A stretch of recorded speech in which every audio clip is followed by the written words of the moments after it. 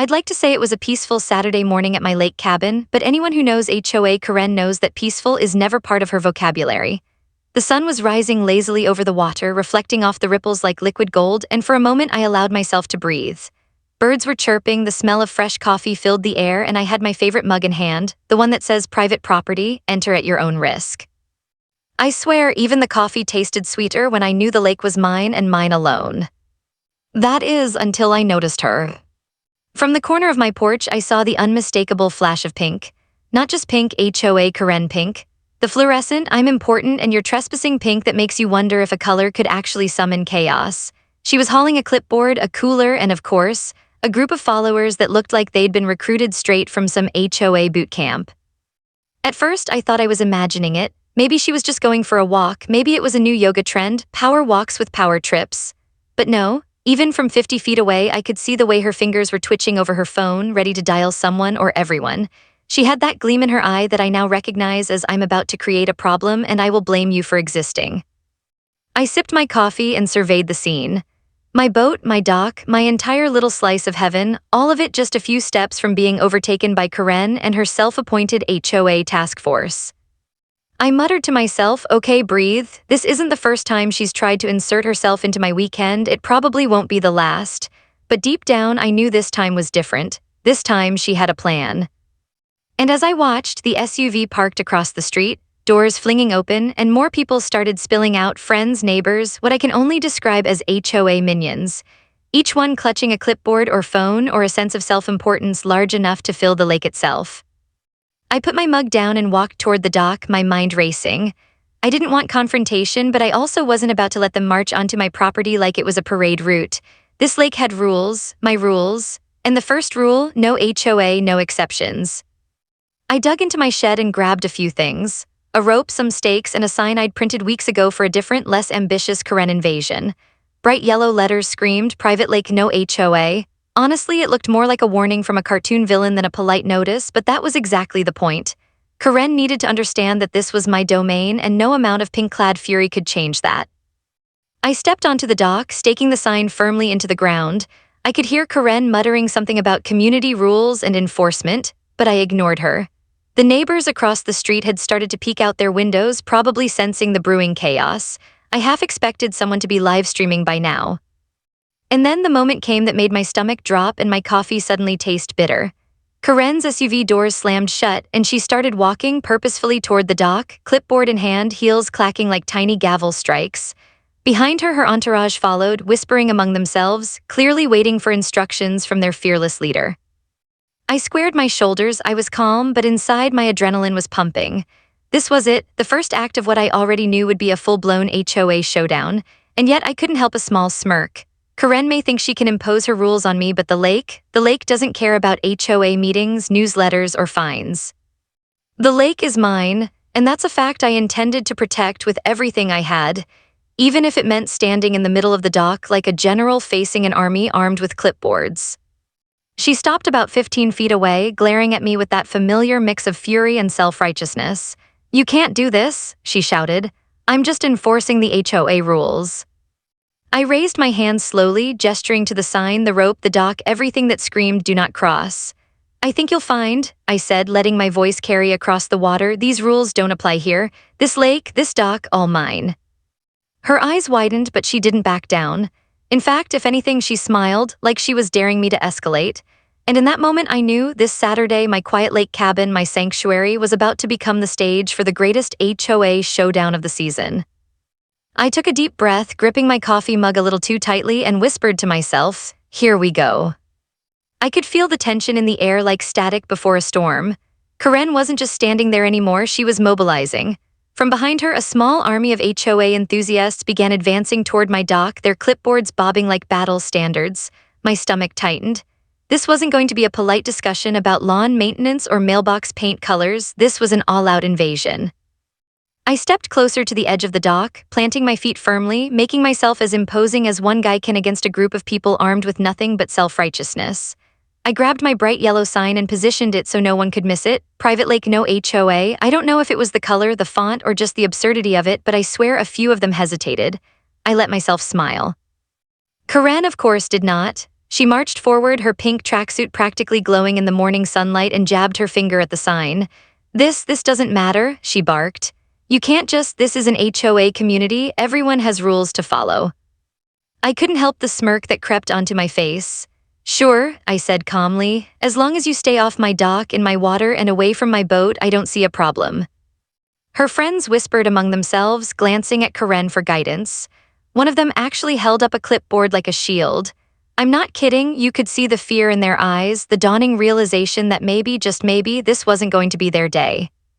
Karen stomped her foot. You can't just block us from using what is technically community property, she shouted, the word technically echoing across the lake like she was auditioning for a courtroom drama. I walked a little closer, my boots crunching softly on the wood, and held out my hands as if I were showing her the calm of reason. Technically, I said, this is my property, you can't just parade your HOA guests around like it's a festival. You're welcome to admire it from afar, but the dock, the boat, that's off limits. I could see her jaw tighten. I could almost hear the gears turning inside that pink-clad head of hers. And then she did it, the thing I'd been bracing for. She pulled out her phone and started calling someone, fingers flying like she was defusing a bomb. The suspense made my heart beat faster. Who was she calling? The HOA board? The cops? The mayor? Meanwhile, her entourage edged closer to the dock. I raised a hand, pointing at the rope I'd laid across the entrance. Stop right there. They hesitated for a moment, and I swear the lake itself seemed to hold its breath. But Karen wasn't about to be deterred. She stepped around me as if my mere presence wasn't a deterrent, and her minions followed blindly. I took a deep breath, trying to calm the adrenaline that had shot straight into my chest. Listen, I said, voice low but firm, if you take one step onto this dock, you're trespassing, and I will have no choice but to enforce my rights. I don't want anyone to get embarrassed or arrested, but I will protect my property. Her face turned a deep shade of red, equal parts rage and disbelief. You can't, she sputtered. Can't what? I asked, letting the calmness in my voice contrast with the chaos unfolding around me. I'm just asking you to respect my property. That's it, that's all. You can yell, threaten, wave your HOA rulebook in the air, but none of it matters here. Not on my dock, not on my lake, not today. And then, as if on cue, one of her friends, probably the least confident of the group, started inching forward. Just a tiny step, testing the line, trying to see if my warnings were bluff. My hand shot out, grabbing a length of rope and blocking the approach like a goalie stopping a penalty kick. Karen gasped, You're. I'm protecting my property, I interrupted, voice steady. This isn't personal, it's law. For a moment there was silence, a pause so heavy you could feel it sinking into the water. Birds stopped chirping. The neighbors across the street leaned further out of their windows. I swear one kid was holding his phone, ready to record the showdown for posterity. And that's when Karen did the one thing I knew she would. She yelled, You can't ban HOA. Her voice carried across the water, reverberating in a way that made my coffee cup wobble on the dock. Her minions froze. Some of them even glanced at her like she had lost her mind. I didn't move, I didn't flinch. I just took another sip of coffee, silently savoring the absurdity of the situation. The lake was calm, the sun sparkled on the water, and I realized one thing: this confrontation was only going to escalate from here. And deep down, I knew that by the end of this Saturday, the lake would never be the same, and neither would Karen. Her voice had barely settled over the water before I realized that this wasn't just a confrontation anymore, it was a full-blown spectacle. You can't ban HOA, she screamed again, like repeating it enough times would somehow make her delusion a reality. The words echoed across the lake, bouncing off the trees, and I could feel the neighbors leaning out of their windows, whispering and probably recording every second. I stayed perfectly still, gripping my coffee mug like a shield, and tried to let calm sink in. Calm, however, was in short supply when Karen's entourage started inching closer, like they were being drawn by some magnetic force of entitlement. Clipboards raised, phones at the ready, each of them looking to me like I had just declared war on their sacred HOA. You can't just, this is illegal, Karen yelled, waving her hands around like she was conducting a symphony of fury. I shook my head slowly. Actually, I said, voice steady but firm, everything I've done here is entirely legal. That dock, that boat, that water, all mine. You're welcome to admire it from your side, but any closer and you're trespassing. Her friends hesitated. One of them, maybe the smartest in the group, looked at Karen like she had just lost her mind. A bead of sweat rolled down her forehead as if the realization hit her all at once. Maybe Karen isn't always right. Karen, of course, was undeterred. I have authority here, I'm part of the HOA, you can't just ignore us. I raised a hand and pointed to the sign, the rope stretched across the dock, and my own confident stance. Authority doesn't mean you get to invade someone else's property. This is private, and right now the only rules that matter are mine. Her face turned red, veins visible in her neck. Her hands shook, but not from fear, pure rage. I'll call the police, she yelled, dialing her phone with the kind of fury that could melt steel. I sighed, taking another sip of coffee, because at this point I had to admit I had anticipated this moment. Go ahead, I said calmly. I'll be right here showing them exactly who owns this dock. Meanwhile, her friends fidgeted nervously, whispering to each other. One even looked like she was about to step back, but Karen's glare pinned her in place. They weren't just participants, they were her reinforcements, her witnesses, her army of moral authority. And yet here they were, facing one man, one dock, and one very bright yellow no HOA sign. Karen's voice rose another octave. You think you can just. I raised a hand, interrupting her. I know, this is private property. And right now, the only thing stopping your guests from stepping onto my dock is me. So unless you want a trespassing citation or an embarrassing trip into the lake, I suggest you rethink this. For a moment, the lake was quiet. Birds paused, leaves rustled softly in the breeze, and I swear even the water seemed to hold its breath. Karen's mouth opened and closed, and finally she let out an incredulous groan. This isn't fair. I tilted my head slightly, studying her like one studies a weather pattern before a storm. Fair doesn't exist here, Karen, I said softly. Only rules, and these are mine. Her minions looked like they were holding back laughter, or maybe horror, I couldn't tell. What I did know was that Karen was running out of options, and that was when the real suspense hit. She started gesturing wildly, as if trying to summon some unseen enforcement army. I could hear the faint roar of engines down the road. My pulse quickened. Could it be the police already responding to Karen's call, or was it some neighbor coming to witness the absurdity in person? Either way, tension rippled through the air like electricity. Karen's next words sent a chill down my spine and a smirk to my face. You won't get away with this, she screamed. I'll make sure everyone knows. I leaned casually on the dock railing, coffee in hand, and smiled. Everyone already knows, Karen, they're watching you. And the lake doesn't care about HOA meetings, newsletters, or fines, but I do.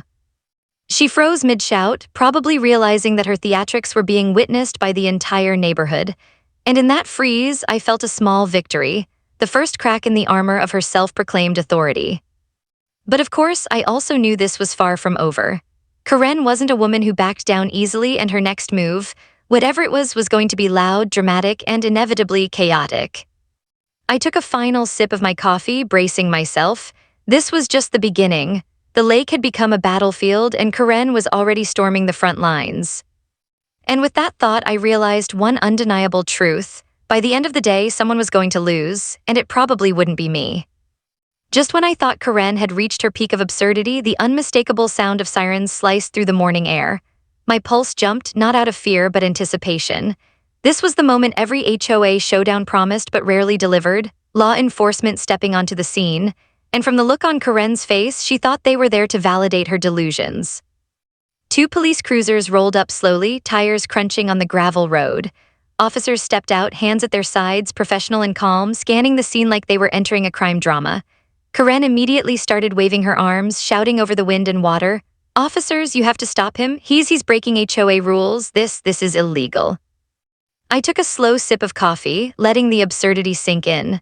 The entire neighborhood could be watching this unfold, and yet here I was, standing on my dock, perfectly calm, while Karen practically performed an interpretive dance of outrage. The lead officer, a tall guy with a crisp uniform and a skeptical frown, approached first. "Sir," he said, addressing me politely but cautiously, "we received a call about a dispute. Can you explain what's happening here?" I nodded, gesturing toward the dock, the boat, and the bright yellow sign. "Absolutely, this is my private property. That includes the dock and the boat. This gentleman," I motioned to Karen's closest minion, who was now frozen mid-step, "and her guests were attempting to step onto my property without permission. I asked them to stop." She insisted that HOA rules somehow override private property law. I assure you that's not the case. Karen's jaw dropped, and she looked at the officer as if I had just claimed to be the President of the United States. No, he can't do that. He's defying the community. You have to enforce the HOA rules," she squealed. The officer raised an eyebrow, glancing between us. "Ma'am, we enforce the law, not HOA regulations. You understand that, right?" Karen's eyes went wide, and I swear I could almost hear the gears grinding in her head. The room for theatrics she had been banking on was suddenly shrinking faster than her credibility. One of her friends muttered something like, "Maybe we overdid it," under her breath. I chuckled quietly to myself, "Yes, maybe you did." The second officer walked along the dock, inspecting the rope and the sign I had set up. "Sir, this seems pretty clear. You've marked your private property. As long as nobody crosses this line, there's no violation here, am I correct?" "Exactly," I said, sipping my coffee like a man sipping tea in a war room. "I'm happy to follow the law, I just ask that others do the same." Karen, however, wasn't done. She dug through her papers, waving a small stack of HOA documents like she had found the Holy Grail. See, the community rules, everyone has to follow them, you cannot just ignore the HOA. I pointed at the rope again, my voice calm but firm. "I don't see anything here that gives the HOA authority to trespass on private property. I'm happy to discuss rules inside the legal framework, but this dock, my boat, the lake, that's not part of the HOA's jurisdiction." The lead officer let out a small sigh, like he'd heard this speech 100 times but never in such theatrical pink. "Ma'am," he said, addressing Karen directly, "there's no law being broken here. You can't compel someone to let you use their private property just because you're part of a community association." Karen froze. Her mouth opened and closed a few times, words failing her as she realized the authorities were not, in fact, her allies. The pink tracksuit warrior had suddenly lost her army, her credibility, and her chance at a moral victory. I took another sip of coffee, letting the silence stretch. The tension in the air was thick, but it wasn't mine anymore, it was hers. Neighbors across the street were leaning out, whispering, probably enjoying every second of Karen's slow-motion meltdown. Finally, Karen huffed, muttering under her breath, This isn't over." Her friends looked embarrassed, shuffling their feet, unsure what to do now that the grown-ups, the actual law, had stepped in. I leaned on the railing, feeling a mix of triumph and cautious anticipation. The lake was calm again, the sun sparkling on the water, but I knew one thing, Karen wasn't defeated yet. She was furious, humiliated, and unpredictable. The standoff had escalated, and the next move, whatever it would be, would push the drama to a new level. And I couldn't wait to see it. Just when I thought the worst was over, Karen's fury shifted into overdrive. Her minions were still lingering on the edge of my property, whispering and fidgeting like scared recruits, but Karen herself looked like she was ready to storm the lake with a battle cry. And honestly, I wasn't entirely sure she wasn't planning to. She stomped toward the dock again, clipboard in hand, muttering something about enforcement and legal action. I braced myself for whatever ridiculous strategy she would try next. I'd learned one thing about Karen in my time dealing with HOA insanity. She had no concept of proportionality. Every minor disagreement escalated into a full-blown melodrama. Her friends, clearly nervous, started inching closer, trying to sneak onto the dock while she was distracted with the police earlier. I caught the first one mid-step and blocked her with the rope I'd set up. I didn't have to say anything, just standing there was enough. They froze, eyes wide, clearly debating whether I might actually be serious about enforcing my private property. Karen spun around, hands flailing. "Don't you dare stop my friends," she screamed. "You have no right, this is community property." I let out a slow, calm sigh. "This is my private property," I said, keeping my tone measured. "Your friends are welcome to admire the lake from a distance, but they're not stepping on my dock, not today, not ever." Her face contorted into a grimace, like she'd just realized that the world didn't revolve around her. And that's when she did something I hadn't fully expected. She attempted a sneak maneuver herself. She darted forward toward the dock, as if somehow her sheer force of will could override the law, the rope, and my common sense. I stepped into her path, planting my boots firmly. "Karen," I said, calm but firm, "you've been warned, step back." She stopped mid-stride, eyes blazing, and glared at me like I had personally insulted her entire lineage. I am the HOA, I held up a hand, letting her flailing words wash over me. "You are very enthusiastic about the HOA, but this dock, my property, the law doesn't care about your enthusiasm." Her minions glanced at her nervously. One of them even whispered, "Maybe we overdid it." Karen's glare cut through the air like a knife. "Quiet, you are part of this." Meanwhile, I could feel the tension building in the air. Neighbors were now fully engaged, some leaning out of second-story windows, others tiptoeing to the edges of their lawns. Phones were raised. I swear I saw a kid hiding behind a tree, probably live-streaming the chaos for TikTok fame. Karen, realizing that subtlety wasn't working, tried a new tactic. She began dramatically packing, gesturing at the water as if it were conspiring against her. You're being unreasonable. The HOA has rules, she yelled. This is unacceptable. I leaned casually on the dock railing, coffee in hand, and watched the theater unfold. Her ranting had a rhythm to it, a mix of desperation, anger, and pure absurdity. It was almost impressive in a terrifying pink tracksuit kind of way. One of her friends, clearly the most nervous, attempted to edge onto the dock again. I quickly stepped forward, blocking her with the rope. "Stop, this is trespassing," I said firmly. Karen gasped. You can't," she screamed. You'll. But she had no follow-through. Her threats were empty, her authority non-existent in the face of law and common sense. The tension on the dock was palpable, a slow boil of frustration, humiliation, and disbelief. I could feel it in my bones. Karen was running out of options, and the suspense was about to reach a boiling point. I knew she was capable of anything at this stage, calling more authorities, shouting even louder, trying to intimidate me, but I was ready. I'd anticipated every move, every dramatic flourish, every desperate attempt to bend reality to her whims. And then it hit me. The standoff wasn't just about the dock anymore. It was about pride, ego, and the sheer ridiculousness of human stubbornness. Karen's next move would either escalate the situation beyond all reason or finally break her. I took a deep breath, gripping my coffee mug tightly, feeling the cool morning air, and prepared for the inevitable showdown. This was no longer just about private property. This was war, and the lake was the battlefield. By now, the morning had turned into a full-blown spectacle. The sun was climbing higher, reflecting off the water and making the lake sparkle like it was mocking Karen's meltdown. And let me tell you, she was spectacular in her fury. Pink tracksuit, clipboard waving, shouting about HOA rules as if the universe itself had conspired to give her this moment of righteous power. Her friends, who had once tried to inch onto the dock, were now clustered behind her, whispering nervously, glancing at me, and occasionally rolling their eyes at their fearless leader. I could tell they were beginning to understand. Karen's theatrics didn't hold up when the law and common sense were involved. Karen, however, had zero concept of backing down. She stomped toward me again, waving her arms like she was conducting some apocalyptic orchestra. "I have authority here," she screamed. "You're violating HOA rules, you." I raised a hand to cut her off, keeping my voice calm, steady, and just a touch smug. "Karen," I said slowly, letting each word land, "the law doesn't care about your authority. You don't get to enforce HOA rules on private property. You can threaten, yell, or wave your papers all you want, but none of it matters here." Her face turned a bright shade of red, and I swear if it were possible, her eyebrows might have flown off her forehead. She flailed with her clipboard, waving it like it was a magical wand that could rewrite reality.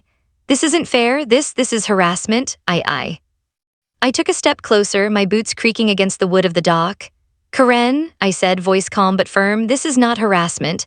This is me protecting my property. The dock, the boat, the water, you don't get to dictate what happens here, and if anyone tries to cross that line, I will enforce my rights." Her minions began to murmur among themselves. I could see a couple of them glancing nervously at the rope I'd strung across the dock. One muttered, "Maybe we should just go," and I silently applauded their common sense. Karen, of course, ignored them. She waved her papers again, frantically flipping through pages as if there was some secret clause hidden in fine print that would give her ultimate power. "I'll take legal action. This isn't over." I chuckled softly, letting the humor break some of the tension. "Karen, take a breath. You can shout, threaten, and plan your imaginary lawsuits all you want. I promise none of it changes the fact that this dock is private property, and today it's mine to protect." The neighbors across the street were fully engaged now, leaning out of windows, peeking over fences, and some even hiding behind trees to get a better view. Phones were raised, ready to capture every ounce of Karen's meltdown. You could almost hear the collective gasp of the neighborhood as her ego collided spectacularly with reality. Karen spun around to her friends. "Do something, stop him, this is illegal." One of them shuffled awkwardly, then muttered, We can't, he's serious." I felt a small surge of satisfaction. The tide had turned. Karen's aura of invincibility was cracking, her army of moral authority wavering, and yet the standoff wasn't over. I knew she had one more trick, or at least one more dramatic flourish, left.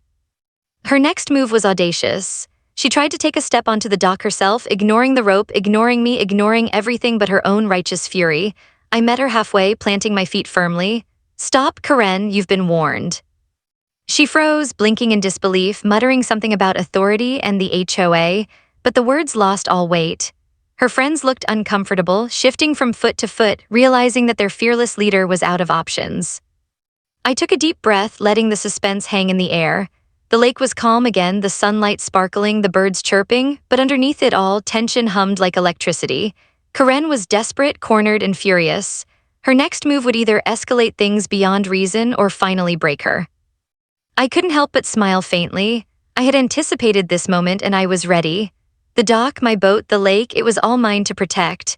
And Karen, well, she was about to learn that some rules are not meant to be enforced by pink tracksuits and clipboards. The standoff had reached its peak. Every second stretched like an eternity, every movement charged with suspense. The question was simple: would she retreat or would she force the drama to the breaking point? And as I tightened my grip on my coffee mug, I whispered under my breath, "Bring it on." I could feel it, the moment had arrived. Karen had gone from furious pink tracksuit warrior to frozen statue of disbelief, standing on the edge of my dock as if reality itself had betrayed her. Every fiber of her body screamed defiance, yet her options had dwindled to almost nothing. Her minions were now awkwardly clustered behind her, whispering nervously and occasionally glancing at me like I'd just revealed a magic trick. Karen's eyes darted back and forth, hunting for a loophole, a clever tactic, or even a sympathetic cop. She waved her clipboard like a sword, her voice shrill. You can't, this is illegal, I have authority, Yule." I stepped forward, not aggressively, but with confidence that could have stopped a hurricane. "Karen," I said calmly, "the only thing illegal here would be stepping onto my dock without permission. That's private property law, everything else not your concern." She flinched like someone had just slapped her ego. Her minions shifted nervously, and one of them whispered, maybe we should leave." Karen's glare could have burned holes through steel, but at this point it didn't matter. The rope was taut, the sign bright and bold, and the police had already made their assessment clear: my dock, my boat, my rules. She had no allies left, no leverage, just fury, stubbornness, and a rapidly deflating sense of authority. Then she did it, the last desperate maneuver I'd been bracing for. She attempted to step onto the dock herself, full force, like sheer audacity could bend reality. I met her with a firm stance, blocking her path. "Stop, Karen, you've been warned, step back." She froze mid-step, eyes wide, mouth open, and for the first time that morning I saw hesitation. Not fear, not respect, but disbelief. She couldn't comprehend that her theatrics had failed. The lake was mine, my rules applied, and there was nothing she could do to change that. Her friends, seeing her pause, shuffled awkwardly. One muttered, maybe we should go." Karen's glare cut through them, but they had no courage left. They were trapped between loyalty to their pink-clad leader and the undeniable fact that we weren't moving. I took a slow breath and decided to lean into the absurdity of the moment. "Karen," I said, voice calm but firm, "you can scream, threaten, and wave your papers all you want. None of it changes reality. This dock is private property. You're done here." Her lips trembled, and I swear I saw a tiny flicker of realization. She was defeated. Not violently, not with confrontation, but with the law, common sense, and sheer persistence. The fantasy of HOA omnipotence had finally collided with reality, and reality won. For a moment there was silence. Just the soft lapping of water against the dock, the distant chirp of birds, and the faint rustle of neighbors watching from across the street. Karen's face went pale, her mouth opening and closing like a goldfish, searching for words that didn't exist. And then came the muttered retreat. This isn't over," she said, voice barely above a whisper. Her friends began backing away slowly, retreating toward the SUV like an army beaten without a single battle lost. I didn't move. I stayed firmly planted on the dock, coffee mug in hand, letting them shuffle off. The rope remained taut, the sign visible, and the dock remained mine. Karen had tried everything, yelling, threats, invoking imaginary authority, attempting to physically enter my property, and none of it had worked. As their SUV pulled away, I couldn't help but chuckle. The absurdity of the morning, the spectacle, the complete meltdown, it was all over. Karen had been spectacularly defeated, not by me personally, but by law, logic, and the undeniable fact that the lake didn't belong to her. Neighbors leaned out of windows, some clapping quietly, others smirking. I raised my coffee mug to them in a silent toast. The lake was calm again, the sun sparkling on the water, and for the first time all morning I felt the peace return. I let myself smile. Karen may try again, she may rage, she may find some other way to insert herself into my life. But this dock, this boat, this lake, mine. And today that was a fact that no pink tracksuit, no clipboard, and no amount of shouting could ever change. And as I took a slow sip of coffee, I whispered to myself, "Game over, Karen, game over." The sun was high now, sparkling on the water like it was celebrating with me. The lake, my sanctuary, finally returned to its usual calm, the chaos of the morning reduced to ripples on the surface. I leaned back on the dock railing, coffee mug in hand, and let out a long, slow breath. Karen was gone. Her minions had retreated, probably whispering to each other about what had just happened, and the neighborhood. They were watching, some from across the street, some peeking through windows, all silently acknowledging my victory. For a moment, I allowed myself a grin. It had been intense, surreal even, but the lake was mine, my dock, my boat, my rules. Karen might have thought her authority was unshakable, that her HOA powers could bend reality, but reality had other plans. I could hear faint murmurs from the neighbors across the street. "Did you see that?" one whispered. "She actually got owned by the dock." Another chuckled quietly. I didn't blame them. It had been quite the performance, pink tracksuit, clipboard flailing, yelling about HOA rules like a banshee, and the dramatic defeat had been cinematic. I picked up the rope I had stretched across the dock earlier, checking that it was still secure. Everything was intact. I smiled, realizing that sometimes victory wasn't just about confrontation. It was about preparation, confidence, and staying calm while the chaos raged around you. And then, of course, came the inevitable HOA gossip. I could already hear it in my head. "Did you see what happened at his lake? He actually blocked the HOA. I think she might cry." Part of me laughed at the thought. Karen had made herself the star of the morning's show, and now she had no audience to support her. The irony was delicious. I leaned back in the rocking chair on my porch, watching the water ripple gently. The coffee in my mug was finally at the perfect temperature, not too hot, not too cold. The peace of the lake had returned, and with it, a sense of triumph, not just over Karen, but over the absurdity of it all. Of course, I knew this wouldn't be the last I'd see of her. Karen was relentless, fueled by ego, entitlement, and the idea that she could enforce HOA rules on anyone, anywhere. But for today, victory was mine, and that was enough.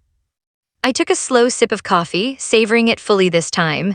The tension that had gripped me all morning began to melt away, replaced by a deep, satisfying calm. My dock was quiet again, my boat bobbed gently in the water, and the sun glimmered on the surface like a spotlight highlighting my triumph. I smiled at the thought of Karen driving away, furious, humiliated, and probably plotting her next dramatic move. But this time she had learned, or at least temporarily realized, that the lake had rules of its own. Rules that weren't dictated by pink tracksuits, clipboards, or endless shouting. Neighbors waved as they returned to their windows and yards, some giving me thumbs-ups, others smirking with quiet amusement. I waved back, raising my coffee mug in a small toast. Today, the lake had been defended, my rights upheld, and sanity preserved in the face of absurdity. As I leaned back, I reflected on the morning. The standoff had been intense. Karen's theatrics, her shouting, her desperate attempts to claim authority, it had all been dramatic, chaotic, and yes, a little ridiculous. But in the end, law, logic, and common sense had won, and more importantly, the lake had remained mine. I chuckled quietly to myself, imagining Karen's debrief with her HOA friends. I could hear her now. He just wouldn't let us, this isn't fair. The thought alone was worth the morning's stress. Finally, I allowed myself to relax fully. The dock was calm, the water shimmered, and the birds were chirping as if nothing had happened. Victory was sweet, but peace, that was sweeter. I leaned back, took a long sip of coffee, and whispered to myself, "This is why you own the lake, this is why you fight for what's yours, and this is why HOA Karen can't win." And with that, I settled into the rocking chair, letting the morning sun warm my face, savoring the quiet triumph, and knowing that for today, at least, my lake, my dock, and my coffee were safe. Every HOA has a story on HOA headaches. You'll hear the ones they tried to bury. Subscribe today.